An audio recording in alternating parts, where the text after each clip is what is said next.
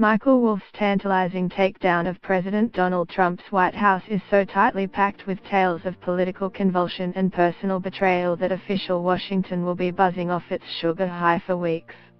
But after the shock of Wolff's account of Trump's willful ignorance and intellectual incoherence fades, Americans will be left with the inescapable conclusion that the president is not capable of fulfilling his duties as commander-in-chief.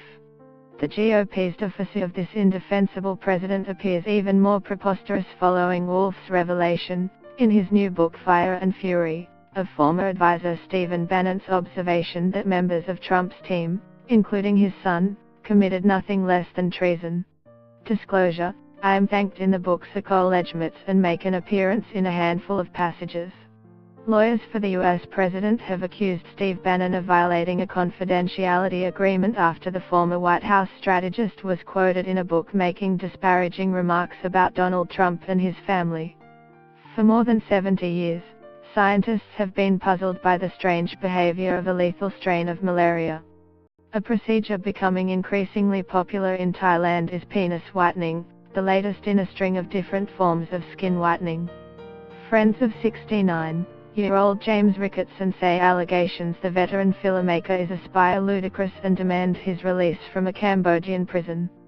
Students in Arkansas have used a 3D printer to create a prosthetic leg for a duck found without a foot. Macy's, JCPenney, and Sears shares fall on news of store closures and job cuts. The U.S. State Department said on Thursday it was suspending security assistance to Pakistan until Islamabad takes action against the Afghan Taliban and the Haqqani network.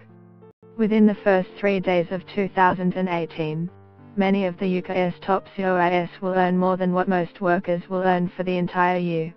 Lawyers for the U.S. president have accused Steve Bannon of violating a confidentiality agreement after the former White House strategist was quoted in a book making disparaging remarks about Donald Trump and his family.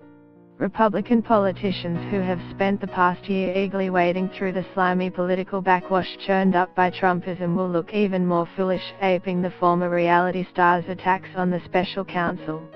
Despite their desperate declarations that the Vietnam War hero is dragging his feet, Robert Mueller III has proved himself ruthlessly efficient in rooting out public corruption.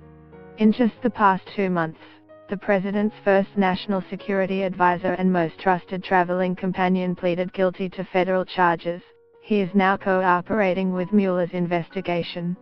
Trump's campaign manager through the Republican National Convention was also arrested, charged and released only after posting $10 million in bail.